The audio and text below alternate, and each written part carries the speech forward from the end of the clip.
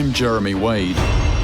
For 35 years, I've been tracking down freshwater monsters. That is a big fish. But wherever I look, these apex predators are disappearing.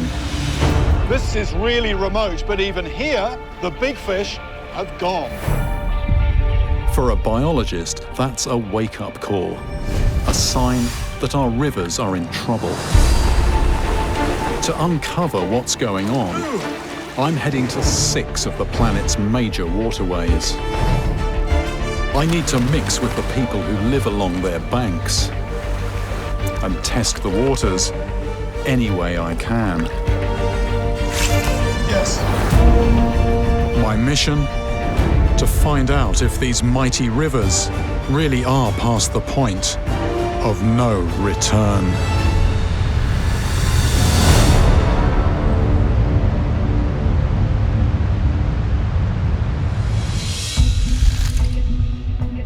By any measure, the Ganges is a mighty river.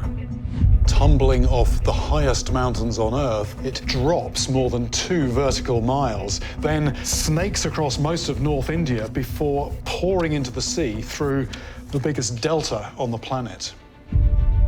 I have to wonder, though, is even this immense waterway big enough to cope with what's being thrown at it?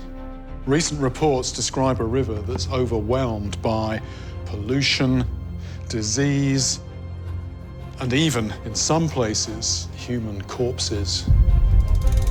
It's time to take a closer look.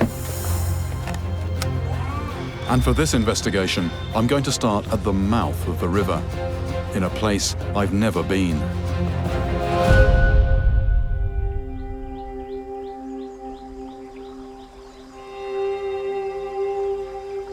For centuries, this part of the Ganges has been infamous for man-eaters. But I haven't come here to track down a mystery killer. I'm here to find out if the Ganges itself really is dying.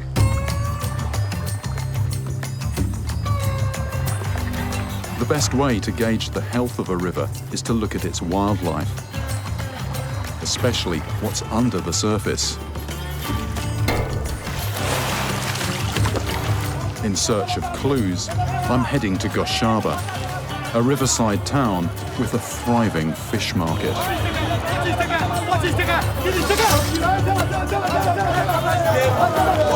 Morola. Very nice. You fry? Yes. Big old clam. It's carefully tied up so these pincers can't do anything. Snakeheads. Asoli. Business is brisk, and I'm told the market is open 7 days a week. I've never actually seen a blade quite like this before. Normally people have knives in their hands. The thing about this part of the world, it is all about fish. Fish is so central to their lives. So if you're going to see anything that's really, really specialised, I suppose it would be here. Evidently, there's no shortage of fish. But I'm starting to notice something odd. Right, this is very interesting. This is not native to here. This is a pacu. This is from the Amazon. They're very hardy. It is a very good fish to cultivate. Is this one in the river or in ponds? Okay, right. So they keep them in ponds. I should be seeing things like stingrays, shrimps, and barramundi. Most people, though, are selling exotic species. So what they call a pangas is a catfish. Again, it's not native. I've seen these in Thailand. There's all sorts of stuff turning up here. There's quite a lot in the way of introduced fish, which they seem to be farming. So not caught from the wild, but actually farmed. The more I look, the more aliens I find. These ones are African. Tilapia, these are everywhere. I'm right next to one of the biggest rivers in the world, but very few of the fish on offer are actually coming out of it. What this is telling me, I'm not yet sure. These are ponds that people have dug. they're keeping fish in here. I don't know if that's because it's just easier. Why go out and catch wild fish when you can domesticate them? Farming fish makes perfect sense, but I'm concerned that the river might not be as healthy as it looks. I'm going to see one of the oldest fishermen round here. He's called Henmuth, and I'm hoping he can shed some light. Namaskar. What would you say is the health of the river? Is it harder for you now than when you were younger to catch fish? Henmuth tells me he's caught huge stingrays and even sharks. Have you seen anything that kind of size in recent years?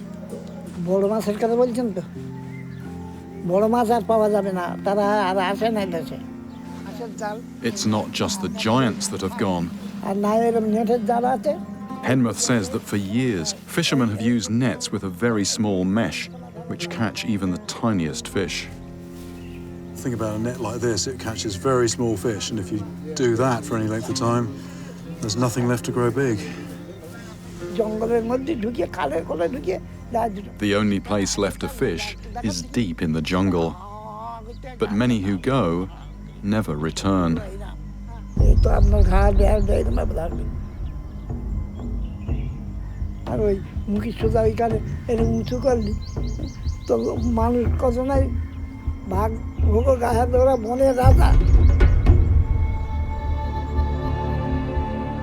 There's a legend here about a goddess called Bonobibi. She'll protect you from tigers, so long as you come with a pure heart and take only what you need to survive. Although Henmuth has retired, his son Harshit still lives off the river. To see for myself what it's like, I'm going fishing with him.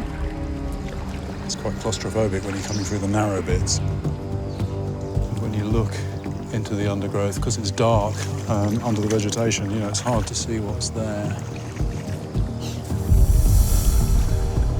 People have been forced to come more into the jungle because the fish aren't providing a living now, so it's all about mud crabs, and this is where the mud crabs live. It's also where the tigers live, and it's where the tigers take, on average, about one person a week. In these parts, an extra pair of eyes can be a lifesaver. I'm used to being the hunter, not the hunted.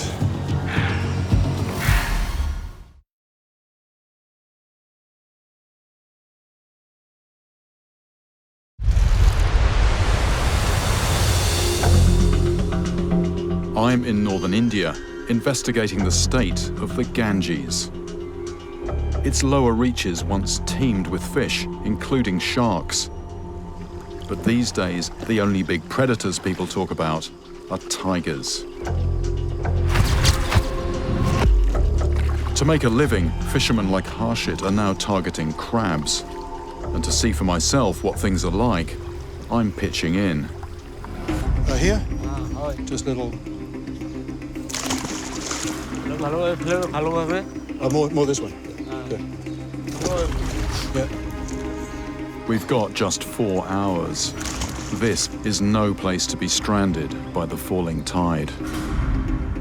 For fishermen who live here, this is second nature and they're much more aware of the environment, but I'm not. So I'm having to totally pay attention here, and I'm not really watching my back.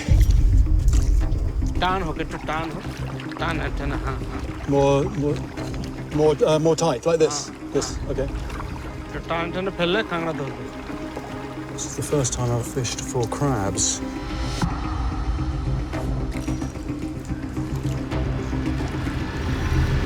There we go. First crab. Harshit says that a few years ago you could haul 40 pounds on a single trip. Here's one. Today, you're lucky if you get more than a handful. We got enough for a meal for us, but this is hard fishing, and for what looks like a really, really rich aquatic environment, it's pretty thin on the ground down there. With the tide starting to turn, it's time to get out. Just days ago, someone was killed by a tiger less than a mile from here.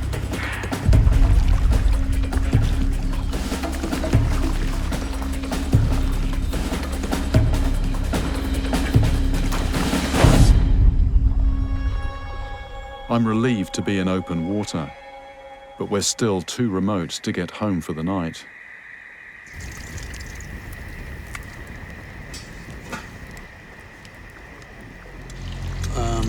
Masz tory to one kotin. Kintapna, kita korte, ভালো লাগে। আমার ছোটবেলা থেকে আমার প্রায় এই অভ্যাস, মানে প্রায় 20 বছর আগে থেকে আমার এই অভ্যাস, এই মাছ কাঁকড়া ধরার পর আমার নেশা। I can't imagine taking this gamble every day. And it's not just tigers. Harshit says he was once robbed at gunpoint. ছোট খাঁড়ির মধ্যে তো ঢুকতেও হয়। Your father was a fisherman, you're a fisherman. Your sons, do you hope they will be fishermen? মানে মেয়েরা পড়াশোনা করছে, ছেলে ছোট, সবে 4 বছর বয়স। আমার বাবা মাছ ধরেছে, আমি এসেছি, আর না ছেলে মেয়ে আসবে না। People describe me sometimes as an extreme fisherman, but doing this for a living, that's pretty extreme to me, and the rest of the world never really hears about it.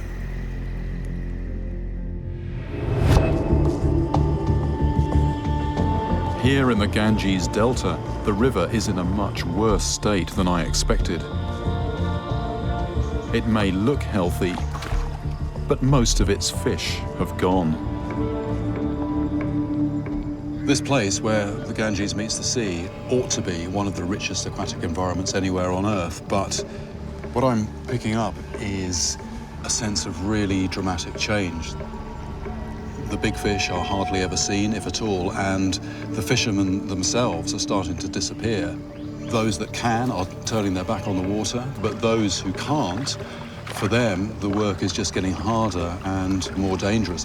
And for smaller returns, instead of fishing for sizable fish, they're after crabs, they're after things this size. That, to me, is quite shocking. The obvious remedy is to give nature a break. But for many poor fishermen, stopping fishing is not an option.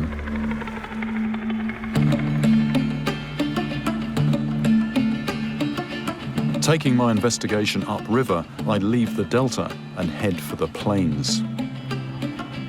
It's in these middle reaches where the Ganges is said to be under maximum pressure. And it's not hard to see why.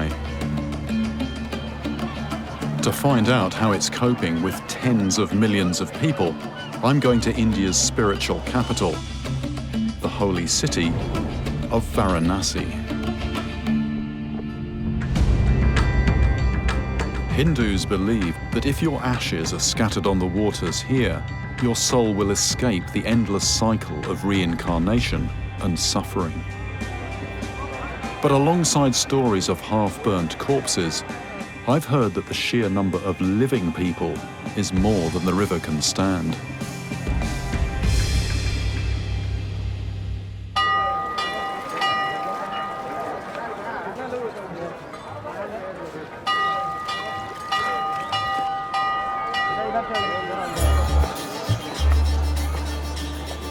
As well as worshippers, Varanasi is packed with tourists. But is the river really as sick as the headlines suggest? I need to talk to someone who grew up here. And everyone I ask points me to Mr. Sharma, a local barber. मुझे थोड़ा काट चाहिए। Okay, yeah. Okay. Mr. Sharma has been cutting hair on this exact spot for 60 years, and I've been told there's little that escapes his notice. I'm just wondering how much change there's been in the river. नदी में कितना change है? पहले से हाँ, पहले से बहुत साफ है। पहले थोड़ा रहा इसको, बाकी अब साफ हो गया। Okay. It's interesting that he's saying that the river is actually more clean now. बहुत मछली आते हैं? बहुत मछली आते हैं। So there are. ज़्यादा कम मछली आजकल? Same है। Same. That's interesting. So the word on the street here is that the river's actually in quite good shape. He's saying it's clean, but I'm wondering if that is just in a superficial sense. I think I've got to get out on the water and take a closer look. I have to admit that the whole place looks a lot healthier than I expected. The only floating bodies I've seen are alive and well.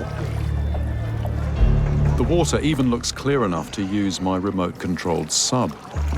Maybe Mr. Sharma is right and the fish are still thriving. It is possible to see something, so that's quite good. Plastic bags caught up on things. I'm just letting it sink slowly. And it's full of junk. A lot of filth on the bottom. Fishing line. I probably want to keep away from that. I think I might be stuck. That's well and truly wrapped up. There's cord in there, there's a bit of net. I think in water which is as full of stuff as this water here, this unfortunately is of limited use. But I've got a way to check the quality of the water itself.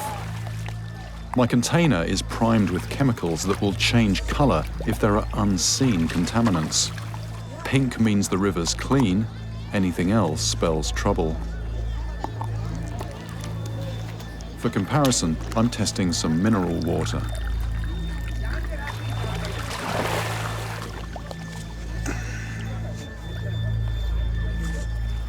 This is a pure water. This is what water should look like. This is the Ganges water. What does this mean? It means fecal coliform bacteria. Basically, the water here is full of human waste. My test is pretty crude, but I've heard there's a scientist here who monitors the precise amount of human waste and makes his findings public. These are the latest readings from the river. This one is the fecal coliform count, the gut bacteria. Human waste is where that comes from. If you're going to drink it, you don't want any in there at all. If you're going to swim in it, you want it to be less than 500. 82,000. This is the big problem. And there's nobody really aware of it. To find out how all this human waste is entering the river and what effect it's having, I tracked down Professor Mishra, the man behind the figures. The problem is discharge of raw sewage into the river. You have all sorts of waterborne diseases. Cholera, jaundice, typhoid. Mishra says that every day up to 50,000 pilgrims bathe in Varanasi's waters. Driven by their faith, they run the gauntlet of unseen microbes that cause dysentery, organ failure, and even death. Has there been any move at all to improve the quality? Our new government launched a program to clean the banks of the river so they look nice. But this is what we call cosmetic. It appears to be beautiful, looking nice. But what is the reality? Nothing has been done. So you're saying it is a lack of will? In fact, I must say lack of political willingness. The engineering solution is there. Funding is not a problem. This matter could be resolved. But they did nothing. Directly, we are being affected. To point out that the Ganges is unclean is, to many Hindus, deeply offensive. So when a holy man stops me and invites me to join him in the river, I'm in an awkward dilemma. Jai Shivangi.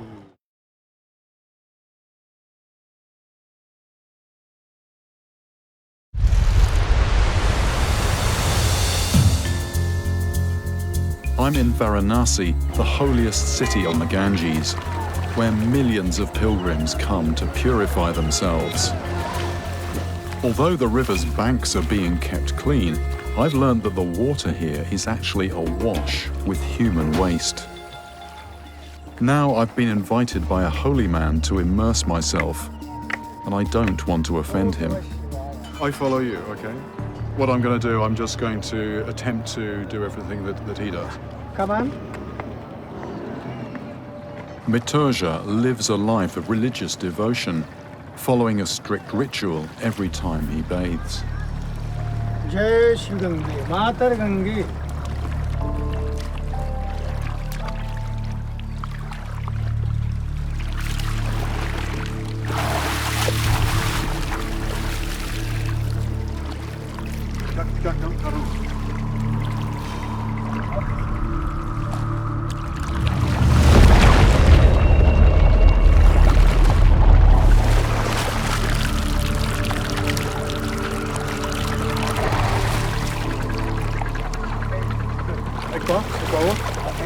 Tin baht? 3 baht. 10 baht.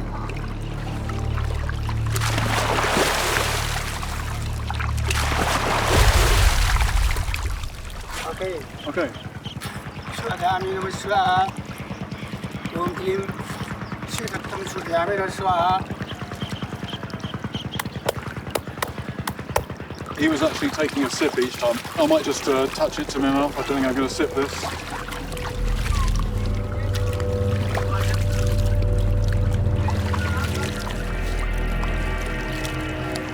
I'm actually feeling quite good. I really do feel refreshed and set up for the day.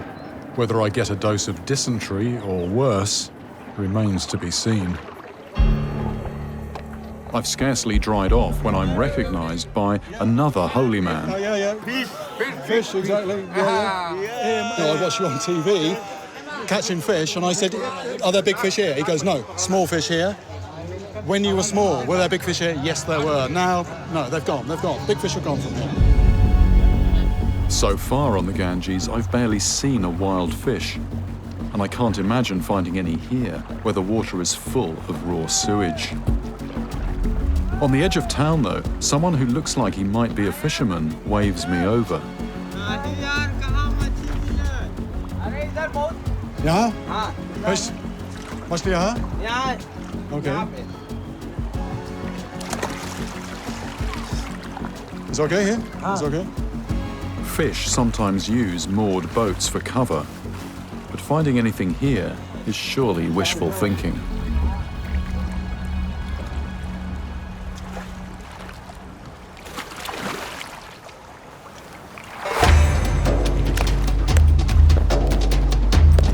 Within minutes, though, he totally defies my expectations.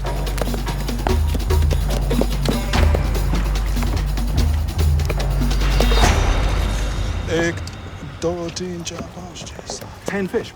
Looking at these fish, you would say the Ganges has got to be pretty healthy. But 9 of these 10 fish are tilapia. That's not a native species. It seems that tilapia are very well established here, and that is probably at the expense of native species.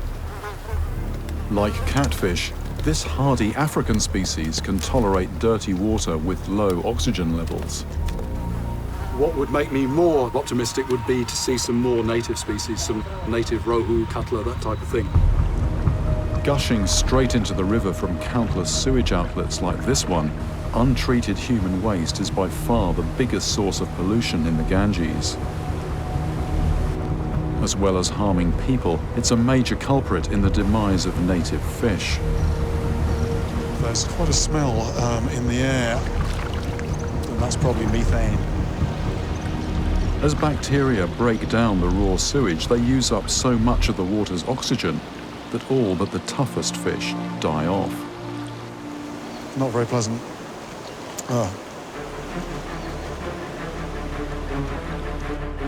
Until the sewage problem gets sorted out, huge stretches of the Ganges will continue to suffocate. But as I'm about to discover, ingenious locals have found a new way to fish, and they're not after tilapia.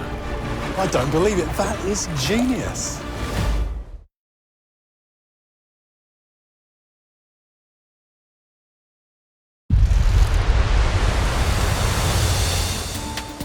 On the middle reaches of the Ganges, I've found a river so starved of oxygen that most of the native fish can no longer live in it.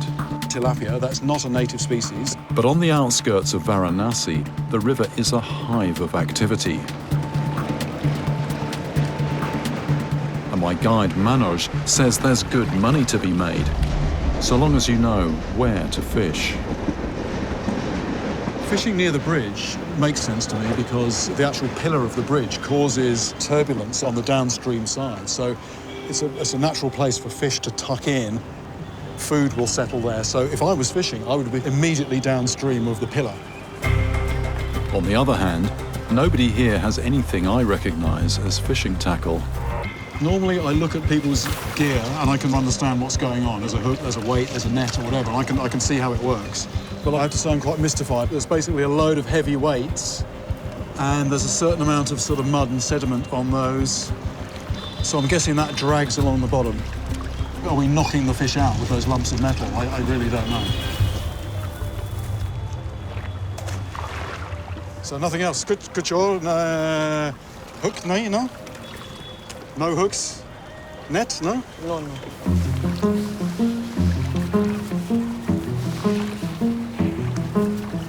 I don't know, I'm bemused.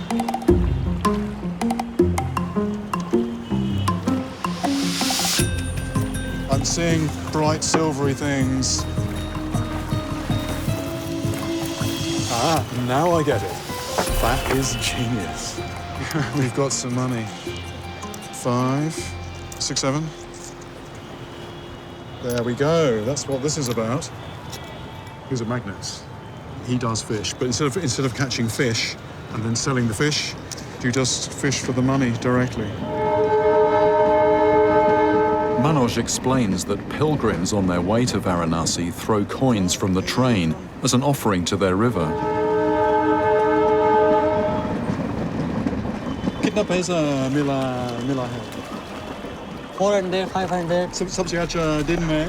He says that on a good day, he can make more than a medical intern at the local hospital. But Varanasi's coin fishers can't hide the fact that the river is sick. And I'm aware that further upstream, the Ganges is soaking up more than just sewage. Leaving the holy city, I head to a place where few tourists care to go, the industrial city of Kanpur. I've hired a driver to show me around, because I've heard that this place has some of the river's worst polluters. This is the tannery district. I'm seeing loads of skins, load more here. There are several hundred tanneries here. I'm seeing piles of hides, about 6 foot high. Kanpur's leather industry is worth around $12 billion a year. But it seems that many of the tanneries are dumping toxic chemicals, mainly chromium, lead and arsenic, pretty much straight into the Ganges. I smelt this before I saw it.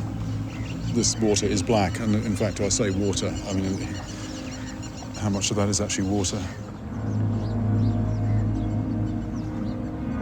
Oh, it just gets really bad when you're close.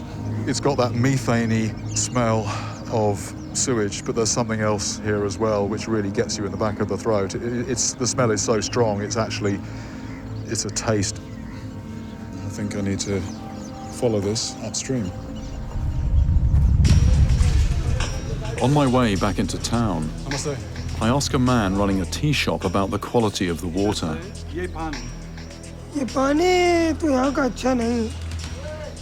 हर आदमी का पेट गड़बड़ रहता जाता तो पेट का मर्ज, आँखों की रोशनी, sir के बाल। As well as attacking skin and eyes, chromium in particular is known to cause lung cancer. It's no wonder this man brews his tea with water from a well, not the faucet. But maybe there's hope. I've heard about a man who's actually trying to clean up the leather industry. Before I find him, though, I come across more dirty water flowing out of Kanpur. This is all on its way down towards the river, apart from some of it, which is taken off into irrigation canals, heading towards farmland. If the water's as toxic as it looks, I wouldn't want to eat anything grown in these fields. Back in town, I meet up with Rakesh Jaiswal, the man who's taking on the tanneries. The bluish color means it contains chromium. How does it make you feel just looking at this? It's disgusting. On one hand, we worship the river. On the other hand, we make it filthy. None of this is treated, it just goes straight into the river. Yeah, this is coming directly from the tanneries. It's a cocktail of deadly chemicals. Why are people not marching on the streets and saying this is unacceptable, we have to do something? I don't understand. That's a big puzzle for me as well. Almost single-handedly, Rakesh has forced 127 polluting tanneries to shut down. But at least as many are still operating. I am not satisfied. The amount of wastewater is going up every day. Here we can see the pollution, we can smell it, but a few kilometers from Kanpur, it dissolves and disappears. It becomes invisible. Every day, more than 50 million gallons of industrial waste are illegally dumped into the Ganges. But when most of it dissolves out of sight, how can you hope to catch the culprits?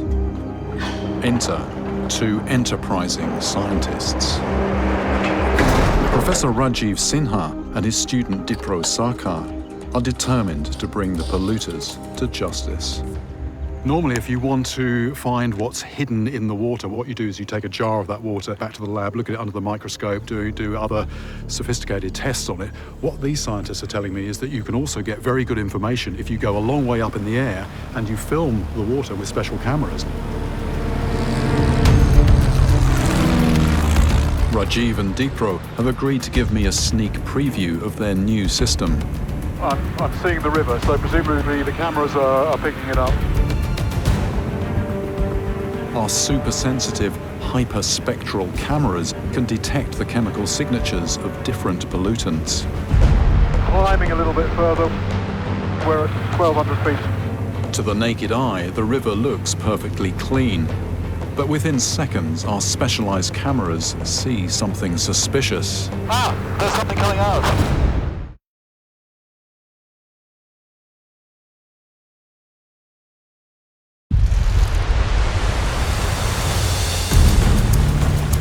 I'm in Kanpur, a city on the Ganges where industrial waste is being illegally dumped in the river. But two scientists are zeroing in on the polluters. There's something coming out. And their specially adapted cameras have just snapped something that calls for closer inspection. This is a normal image from the naked eye. We can't see the pollution. It just disappears. But just check on this. That is so dramatic. In Dipro's enhanced image, the pollution and where it's coming from are both clearly visible. Water pollution, normally in a very short distance, you can't see it anymore, so it's out of mind. Absolutely. Tracking pollution to its source, that's the critical point here. With this whole technology, you have a visual evidence, and that kind of evidence is very hard to deny by anyone.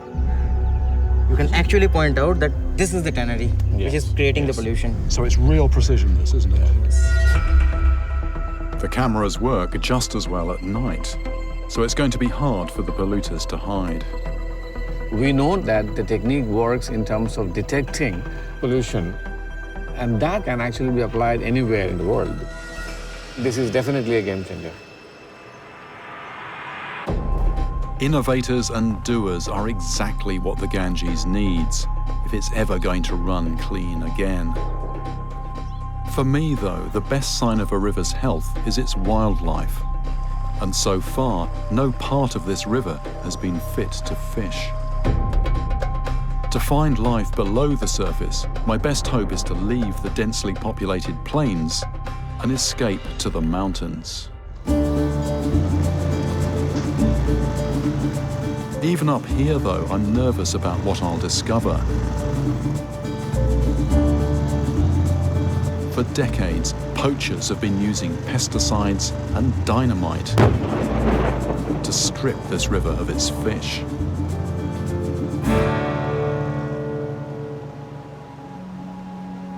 One of the few places left untouched is a deep pool at the base of a cliff, protected because it's next to a Hindu shrine.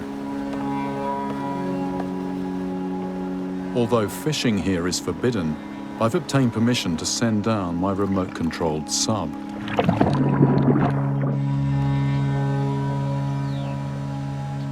I'm just dipping down to the riverbed. This is how a riverbed should look. That's sand and boulder, there's no plastic. 13 feet. And that's something came right in front of the camera there. And some more, there we go. A shoal of native suckerfish is a good sign. But just around the corner, there's something much bigger. Oh, that's his eye, that's his eye.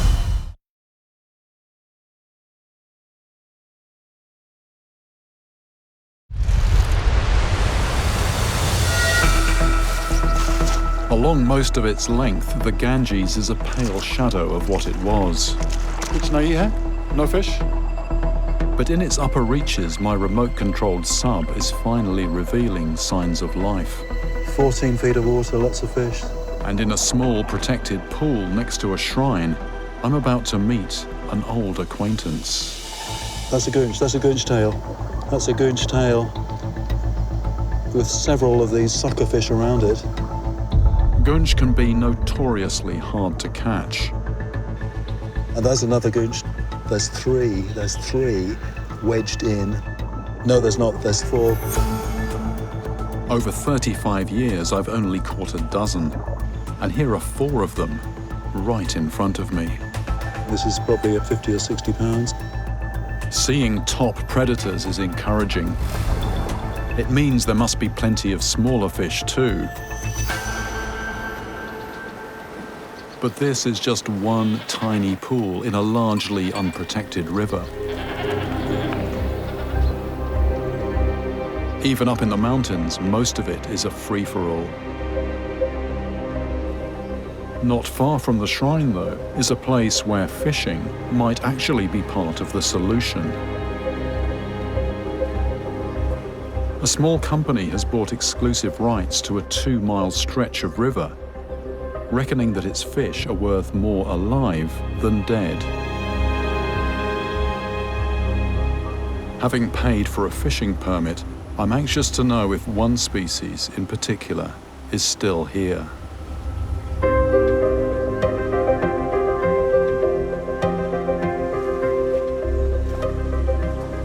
I first came to India in my mid-20s because I wanted to catch a fish called the marsia, the most iconic fish of the Ganges. I thought that was just going to be a one-off trip before embarking on a normal career. But it didn't work out that way at all. 35 years later, my quest has changed a bit. I'm here now with a question: are those fish still here?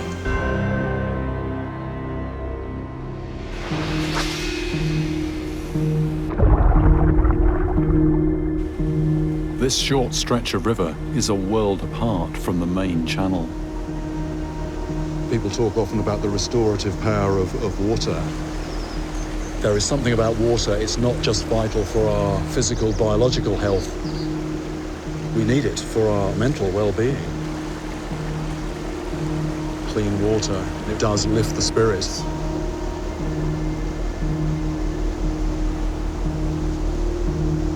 It's hard to believe that this is the same river as the one that flows through Kanpur. Downstream, it is a dead river in so many places, and that just shouldn't be acceptable. This is the Ganges as it should be.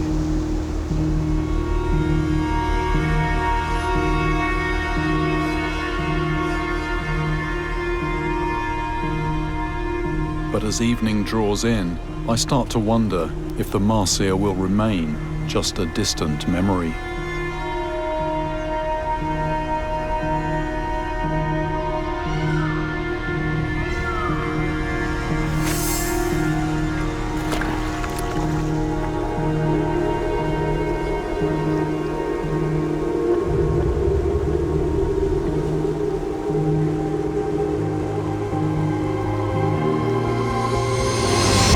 Yes, it's running.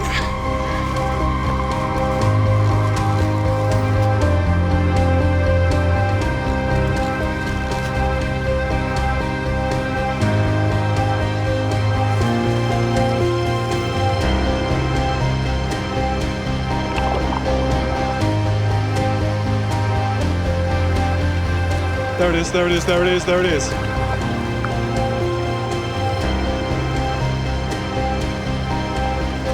See the fish? Yeah, it's a nice fish, it's a nice fish.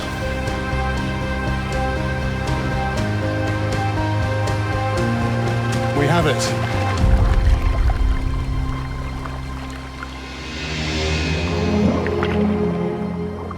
Let's get a proper look at this.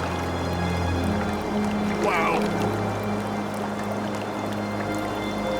That has to be a good 25 pounds. And it's like a bar of gold. I mean, just what a beautiful fish as well. And this isn't just any fish. This is the iconic fish of the Ganges. Here it is, the health of this bit of river embodied in this one fish. It symbolises possibility, it symbolises hope. Amazing fish. It seems that a big river can take a lot of abuse. But eventually, you reach the point where it dies. How close to that point is the Ganges? In spite of everything I've seen, finding its two biggest predatory fish, the Gunch and the Marcia, gives me some hope that it's not yet too late.